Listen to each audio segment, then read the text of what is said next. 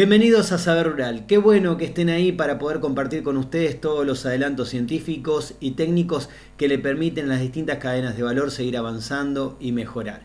Y para comenzar este programa les proponemos hablar de producción ganadera para ver cómo se puede mejorar precisamente su reproducción en los bovinos.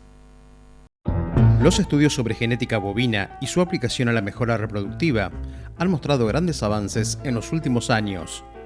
Los genetistas han dirigido sus líneas de investigación a mejorar los caracteres que resultan de interés al sector de la producción. Los análisis genéticos y de marcadores han dado herramientas para elevar la eficiencia al sector productivo, permitiendo en la ganadería mejorar la calidad de carne y leche. Es muy importante que se ha aumentado la precisión con la que se puede hacer hoy en día la selección. A partir de lo que sería que se van descubriendo marcadores moleculares para determinados caracteres, aumenta mucho la precisión. Y la precisión con la que se puede elegir un individuo por sobre otro. Entonces, hoy en día los caracteres son más o menos los mismos que veníamos hablando antes. Nada más que ahora, a partir del descubrimiento de estos marcadores, lo que hay es una mayor precisión. Entonces, podemos seleccionar individuos por facilidad de parto, después por indicadores de desarrollo, puede ser peso al nacer, de ahí la ganancia hasta el destete. Y después también hay lo que se llaman índices mixtos, que son los que ven cómo engorda ese animal en función de lo que está consumiendo, ¿cierto? Y eso tiene un doble beneficio, digamos. Por un lado, desde el punto de vista de la economía del productor, porque si engorda más consumiendo menos, es beneficioso. Y también por otro tema que está muy en boga hoy en día, que es la conservación del medio ambiente, ¿no es cierto? Si esos animales tienen una muy buena eficiencia de conversión, van a incrementar su peso, diríamos, y con una menor eliminación de los gases que producen el efecto invernadero. La eficiencia reproductiva con un elevado índice de preñez es uno de los aspectos cruciales en la rentabilidad de las producciones ganaderas bovinas. En los últimos años, con la incorporación de técnicas de inseminación, se ha logrado sistematizar en gran medida los trabajos reproductivos, aumentando las posibilidades de aprovechar los animales genéticamente superiores. Los beneficios de estas técnicas son para potenciar la utilización de los animales genéticamente superiores, no para aumentar el porcentaje de preñez. Si uno quiere aumentar el porcentaje de preñez, la receta es muy fácil y es de la época de nuestros abuelos, diríamos. Utiliza toros sanos, vientres sanos, bien alimentados y servicio natural. Pero ahí el progreso genético va a ser mucho más lento. Entonces, la ventaja de esto es que vamos a hablar de una herramienta, puede ser la inseminación artificial. La inseminación artificial lo que te va a permitir es lograr a lo mejor hoy en día como valores promedio entre un 50 y 60% de preñez y una IATF. Si vos ese servicio lo hicieras con un toro en servicio natural, diríamos, a lo mejor vas a tener un 70% de preñez con un solo servicio. O sea, siempre estamos hablando de 10, 15 puntos más. Ahora, cuando hablamos de la inseminación artificial, vamos a tener la posibilidad de utilizar semen de animales que a lo mejor no están ni siquiera en nuestro país, o si están en nuestro país, no están en nuestra región, y a un valor mucho más bajo que el que si ese productor tiene que tener el animal en pie. Las técnicas biorreproductivas son una herramienta para propagar genética de alto valor productivo y lograr el mejoramiento genético de los rodeos.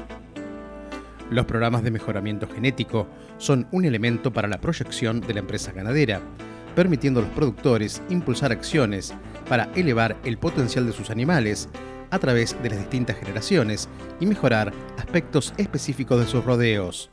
En muchos casos se prioriza la fertilidad, en otros el desarrollo, diríamos por ejemplo hasta el destete, y también otro que no hice referencia hasta ahora, pero que es muy importante, es el tema de la calidad de la carne, ¿no es cierto? La superficie del ojo de bife, la terneza de la carne, todo en función de eso se va en lo que es bovino de carne, se van tomando las decisiones estratégicas. La inseminación artificial a tiempo fijo ofrece múltiples beneficios relacionados al establecimiento de temporadas de servicios y partos y el consecuente mejoramiento. La utilización de semen refrigerado en un programa de IATF permite mejorar la tasa de preñez, debido al poco estrés sometido y a la larga viabilidad en el tracto reproductivo, que responde de manera satisfactoria a fallas en la sincronía del celo con la ovulación. La información que hay sobre semen fresco en general es que con el semen fresco se obtienen porcentajes de preñez alrededor de entre un 5 y un 10% mayores que con el semen congelado. Entonces, si vos estás haciendo una inseminación artificial con la intención de aumentar el porcentaje de preñez, sabés que utilizando esto vas a tener ese margen, entre un 5 y un 10% de superioridad. Y eso es lógico, ¿por qué? Porque la congelación, someterlo al frío, a los espermatozoides, constituyen un estrés, ¿no es cierto? Y ese estrés produce una baja en la viabilidad de los espermatozoides y de ahí esa diferencia. En cambio, cuando uno está trabajando con el semen fresco, ese estrés no se produce. Ahora también, una cosa que no hay que pasar por alto, el periodo de conservación del semen fresco no va más allá de 48 horas. En realidad se habla de semen fresco, pero se lo conoce como semen fresco, pero en general se lo mantiene en refrigeración. Son 48 a 72 horas. Mientras que la conservación por congelación es prácticamente ilimitada. Entonces, la utilización de inseminaciones con semen fresco estaría restringida cuando tu decisión es utilizar un toro que está en cercanías del lugar donde vos tenés tu establecimiento. En cambio, si vos querés utilizar un toro, no sé, de origen americano o de origen canadiense, tenés que utilizar el semen congelado. Para dar respuesta a la demanda del entorno productivo en materia de reproducción de grandes animales, la Facultad de Ciencias Veterinarias de la UNICEN impulsa líneas de investigación orientadas al ganado bovino. Los trabajos buscan optimizar la eficiencia de las técnicas aplicadas a la reproducción animal a partir de la generación de conocimientos adaptables a los rodeos. Nuestro proyecto se llama Aumento de la eficiencia de técnicas aplicadas a la reproducción animal. Y ahí trabajamos fundamentalmente con bovinos y todos aquellos aspectos relacionados con lo que es el control del ciclo estral y la inducción mediante los tratamientos hormonales que son vitales para poder realizar una IATF. Bueno, ese es un tema que Santiago tiene una experiencia de muchos años, incluso haciendo trabajos o desarrollos para laboratorios de determinados productos, desarrollos, controles de calidad. Eso es uno de los aspectos. Y en mi caso siempre me he centralizado más en lo que es la calidad seminal.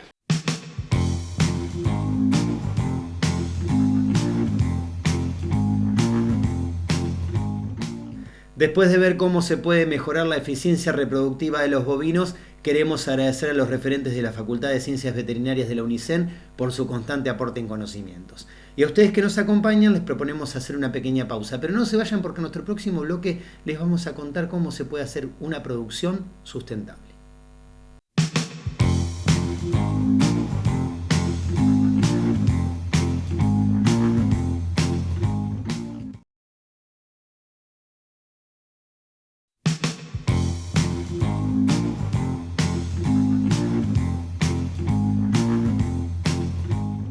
En los últimos años, la agricultura se ha propuesto mejorar sus prácticas a partir de modelos que contemplan la sustentabilidad en sentido amplio. Y nosotros, aquí en Saber Rural, les contamos de qué manera.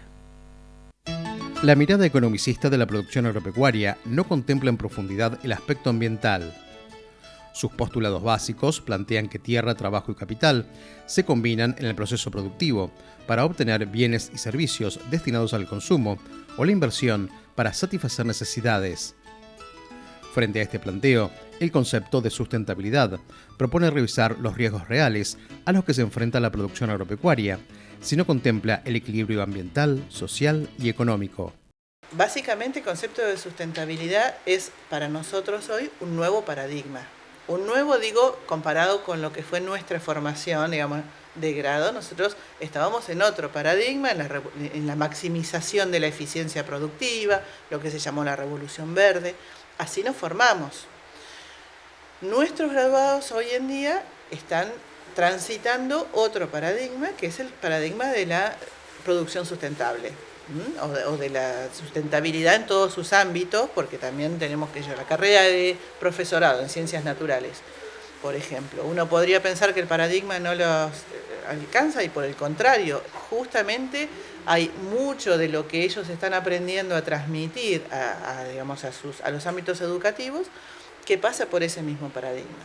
Y sí, el desarrollo sustentable, es decir, la capacidad de extraer producto, digamos, de la tierra, pero que las siguientes generaciones puedan seguir viviendo de esa producción, es decir, renovando los recursos, cuidando el recurso para que siga siendo productivo, es uno de los ejes de cualquiera de nuestras carreras. Lo sustentable es lo que se viene, sobre todo nosotros producimos productos o materias primas que la consume directamente el ser humano, caso del trigo con la harina y el caso de la cebada con el tema de la cebada cervecera, con la cerveza. En cebada cervecera hay un programa que desarrolló Burmalt en Argentina de cebada sustentable, que el que más la impulsa es Heineken como comprador final. Ahora, Alea en esta zona creo que tuvo una producción el año pasado de unas 15.000 toneladas de cebada sustentable y creo que el mundo va hacia ahí, o sea, hacia una producción mucho más, muy focalizada en lo sustentable, o sea, cada vez se está requiriendo más. Argentina creo que tiene todas las herramientas para ir adaptándose y creo que el productor argentino es uno de los más profesionales a nivel mundial y tranquilamente puede volcarse hacia eso. El desafío está en ver cómo el negocio sigue siendo posible desde lo económico, pero también mirando la otra parte que es la ambiental y obviamente lo social que está asociado a que cuanto más actividades hay, en general la cercanía o la posibilidad hacia lo social en cuanto al empleo de mano de obra es mucho mayor. Así que eso como para resumir en un poquito en qué etapas estamos. Desde fines del siglo XX y con un enfoque conservacionista, la investigación en mejora de cultivos viene proponiendo grandes cambios mediante la aplicación de técnicas que han permitido importantes innovaciones. Los programas de mejoramiento de cultivos de invierno, como el trigo y la cebada, se orientan a generar variedades con potencial de rendimiento, amplia adaptación y mayor seguridad de cosecha, procurando desarrollar variedades resistentes a enfermedades y que demanden un menor uso de fungicidas. Hoy por hoy es muy importante que las variedades tengan una adecuada sanidad, sobre todo arroyas, de manera de reducir el uso o minimizarlo de lo que es fungicidas. Principalmente porque queremos tener variedades sanas, ponemos lo que es el impacto ambiental y además económico, o sea, tiene dos aristas, un impacto económico para que el productor tenga un menor costo a la hora de producir su trigo y un impacto ambiental que, como todos sabemos, cada vez es más importante hacer un uso adecuado de todo lo que es productos químicos. El tema ambiental tiene muchas escalas. yo siempre digo, si vos te pones a escala de la ONU, por decirlo, a escala mundial, la problemática es el cambio climático.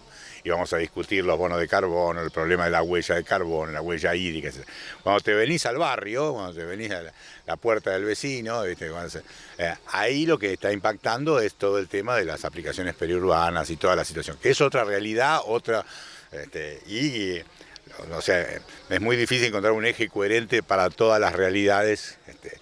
O sea, si vos decís, bueno, las aplicaciones periurbanas, bueno, pasamos toda ganadería y resolvemos gran parte, sí, pero en el otro lado estamos emitiendo un montón de dióxido de carbono que en la otra escala nos están, o sea, está generando conflictos. O sea, es muy difícil encontrar una solución. Entonces, ahí hay que ir encontrando los equilibrios y ver cómo manejarlos. La producción, ir a una producción orgánica, para algunos es una salida, pero la realidad es que a nivel global dista de ser la mejor solución, porque tendríamos que usar el doble de superficie.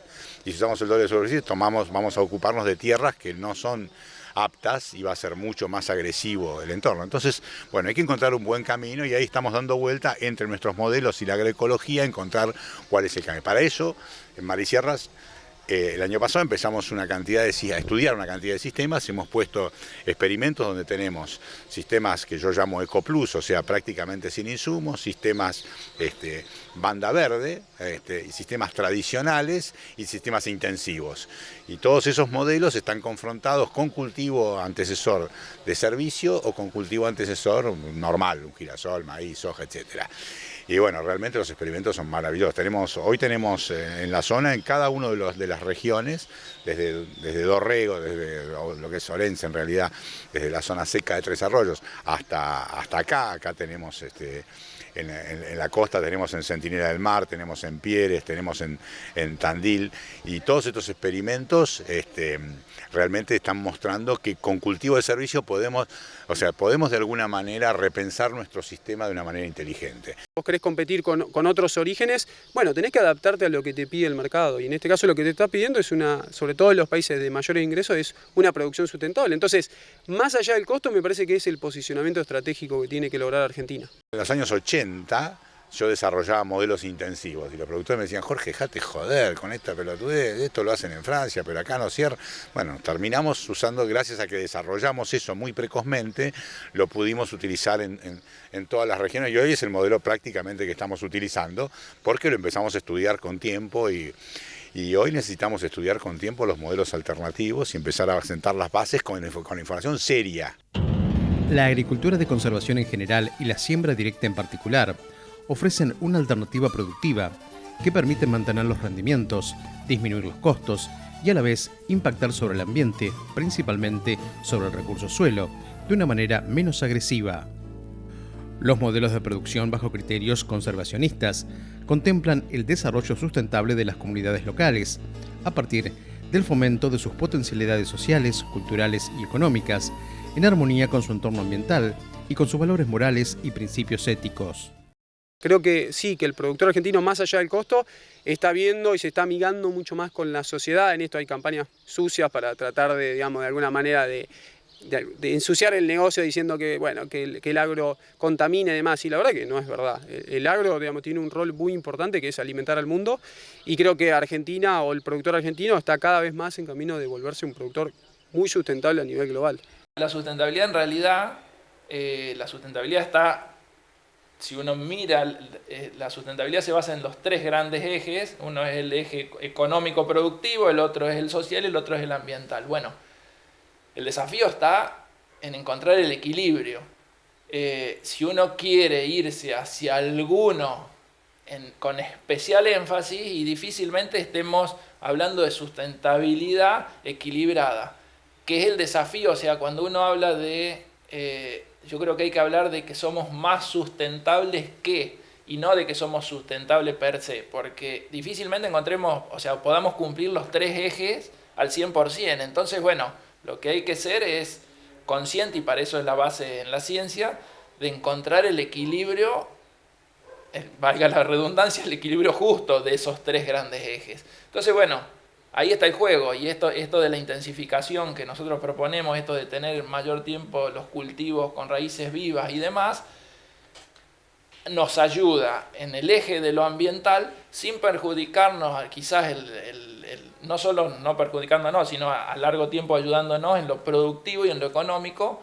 Y como decía recién, también al haber más actividades, está asociado una mayor necesidad de mano de obra, no solo de mano de obra desde lo físico, sino también desde lo intelectual, ¿no? Así que bueno, es el desafío y la mirada que tenemos sobre nosotros como institución sobre la sustentabilidad.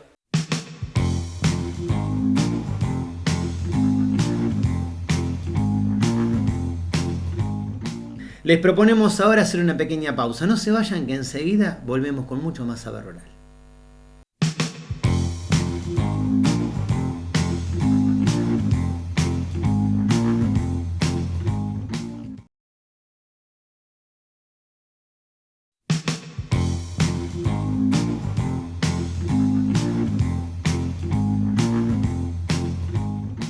Uno de los modos de poder mejorar la productividad ganadera es controlar los parásitos, y para poder hacerlo de manera correcta, a través de una entrevista remota con un especialista, les vamos a contar de qué manera. Entramos en tema y vamos a la nota. Detectar las enfermedades con incidencia económica en los sistemas de producción de una región es un aspecto fundamental para el sector ganadero.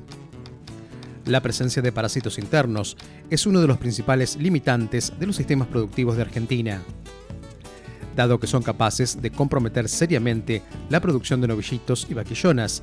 Requieren un diagnóstico precoz y asertivo. Básicamente estamos hablando de un problema que ataca a animales de recría, básicamente entre el destete y el año y medio de edad, donde la cosa es bastante problemática, sobre todo porque estamos hablando de pérdidas importantes. Sacábamos ayer o anteayer sacábamos una cuenta y en realidad midiendo el problema actual, aún con los tratamientos que se están usando y haciendo un cálculo conservador, muy conservador, de 15 kilos en esa etapa, que tranquilamente se pierden más, digamos, la parasitosis subclínica, por ejemplo, abarca 30 kilos sin que se vea la diarrea. Estamos hablando de arriba un 20% de lo que se exportó en el periodo marzo 2019-2020 de carne. O sea, indudablemente estamos hablando de un problema bien importante que se complica sobre todo porque esa pérdida no se recupera después. César, contemplando la presencia de diferentes categorías en los rodeos, ¿qué se debe considerar como punto de partida para desparasitar? O sea, si hablamos por categoría, la desparasitación al destete es el punto de arranque, y eso no quiere decir de que no haya problema en el ternero al pie de la madre. Lo que estamos diciendo es que siempre en los destetes sobre base pastoril vamos a tener problemas de parásito como limitante en el periodo otoño-invierno, básicamente, y no siempre vamos a tener problemas en el ternero al pie de la madre. O sea, el punto de partida es el destete, y a partir de ahí el veterinario tendrá que empezar a controlar durante 5 o 6 meses para evitar justamente las pérdidas que hablábamos antes, las pérdidas subclínicas, que son las de difícil detección desde el punto de vista clínico. O sea, no hay diarrea, no hay papada, no hay ningún indicador de que el parásito esté actuando. ¿Y de qué manera en los novillitos y en las vaquillonas afecta esta enfermedad la pérdida de peso? Depende un poco de la zona del país. Básicamente en pampa húmeda nosotros tenemos un problema localizado en la recría en el primer otoño-invierno, donde se marcan diferencias muy importantes, pero donde la posibilidad de diagnóstico está, simplemente hay que buscarlo, el problema, detectarlo y aplicar tratamientos, y donde, bueno, el veterinario tiene una actividad central, pero estamos hablando, insisto, de cuando obtenemos diarrea, las pérdidas, cuando el animal presenta las primeras diarreas, las pérdidas están por encima de los 30 kilos, entre 30 y 50 kilos, o sea que la pérdida subclínica llega a los 25-30 kilos, y las mortandades arrancan con pérdidas por arriba de los 50-60 kilos. O sea, estamos hablando por animal y en ese corto periodo del año. Después hay otro problema a fin de año, durante el verano, que es fácilmente controlable. El problema más serio y el desafío para los profesionales sigue siendo el periodo otoño-invernal.